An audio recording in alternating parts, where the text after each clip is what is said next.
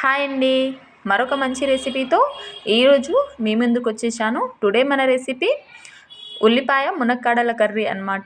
తెలంగాణలో అయితే ఈ ఉల్లిపాయ మునక్కాడల కర్రీ ఎక్కువగా అంటే చాలా ఎక్కువగా ప్రిపేర్ చేసుకుంటూ తింటూ ఉంటారు.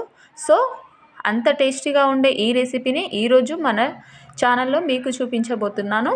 ముందుగా స్టవ్ ఆన్ చేసి కడాయి పెట్టేసుకొని హీట్ అయిన తర్వాత 1 టేబుల్ స్పూన్ ఆయిల్ వేసుకొని ఒక గుప్పెడు పల్లీలను ఇలాగ ఫ్రై చేసుకొని తీసుకోవాలి. ఇదే ప్లేస్లో మీరు ఆయిల్ వేయకుండా నువ్వులనైనా తీసుకోవచ్చు అన్నమాట. ఇప్పుడు అదే ఆయిల్లోకి మీడియం సైజు ఉన్న 2 ఉల్లిగడ్డల్ని ఇలా పొడవుగా కట్ చేసుకొని ఫ్రై చేసుకోండి.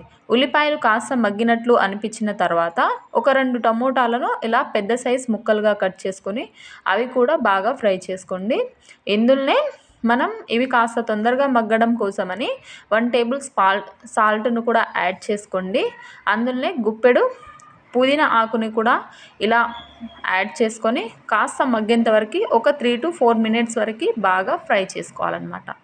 ఇలా ఫ్రై చేసుకున్న తర్వాత స్టవ్ ఆఫ్ చేసి మిక్సర్ జార్ తీసుకొని ముందుగా వేయించి పెట్టుకున్న పల్లీలు అలాగే ఈ టొమాటో ఆనియన్ ముక్కల్ని ఇలా మెత్తని పేస్ట్ లాగా గ్రైండ్ చేసుకొని పక్కన పెట్టేసుకోండి.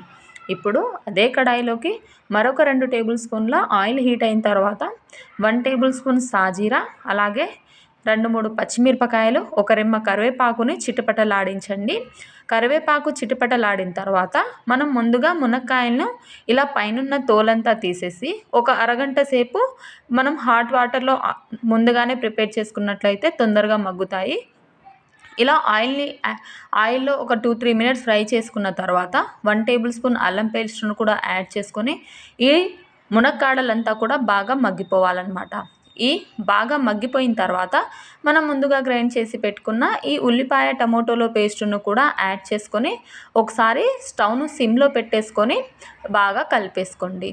ఇదంతా బాగా కలిపేసుకున్న తర్వాత ఈ మనం మునక్కాడలో ఉన్నంత ఆయిల్ అంతా బయటికి రిలీజ్ అయిపోయిన తర్వాత అదే మిక్సర్ జార్లోకి ఒక 100 ml వరకు వాటర్ని యాడ్ చేసుకొని మనం ఈ కన్సిస్టెన్సీని లూజ్గా సెట్ చేసుకుంటే సరిపోతుంది.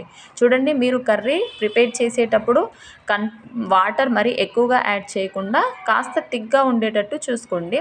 ఇలా బాయిల్ అవ్వడం స్టార్ట్ అయిపోయిన తర్వాత ఇందులోనే 1/2 టీ స్పూన్ పసుపు, 2 టేబుల్ స్పూన్స్ ఆఫ్ కారం, 1 టేబుల్ స్పూన్ ఆఫ్ ధనియాల పొడిని కూడా యాడ్ చేసుకొని ఈ స్పైసెస్ అంతా కూడా గ్రేవీకి బాగా కలిసేట్టుగా కలిపేసుకొని ఒక 2 నుంచి 3 నిమిషాల పాటు ఇలా గ్రేవీ చిక్కపడేంత వరకు కుక్ చేసుకుంటే సరిపోతుంది. ఇందులోనే ఫ్రెష్గా ఉన్న కొత్తిమీర ఆకుని కూడా యాడ్ చేసుకొని మరొక 2 నిమిషాల పాటు ఈ మునక్కాడలంతా కూడా గ్రేవీకి బాగా పట్టి మునక్కాడలు సాఫ్ట్గా ఉడికేంత వరకు మనం కర్రీని ప్రిపేర్ చేసుకొని స్టవ్ ఆఫ్ చేసుకుంటే సరే. అంతేనండి, వేడివేడిగా సర్వ్ చేసుకోవడమే. ఈ రెసిపీని మీరు చపాతీతో తిన్నా లేదా రైస్తో తిన్నా కూడా మంచి టేస్ట్తో చాలా అంటే చాలా రుచిగా ఉంటుంది. ఒక్కసారి ట్రై చేయండి, ఈ రెసిపీకి మీరు ఫ్యాన్ అయిపోతారనమాట. సో ఈ రెసిపీ మీకు నచ్చిందా? అయితే ఒక లైక్ చేసి మీ ఫ్రెండ్స్ అండ్ ఫ్యామిలీ మెంబర్స్కి షేర్ చేయండి. మన ఛానల్ని సబ్స్క్రైబ్ చేయండి.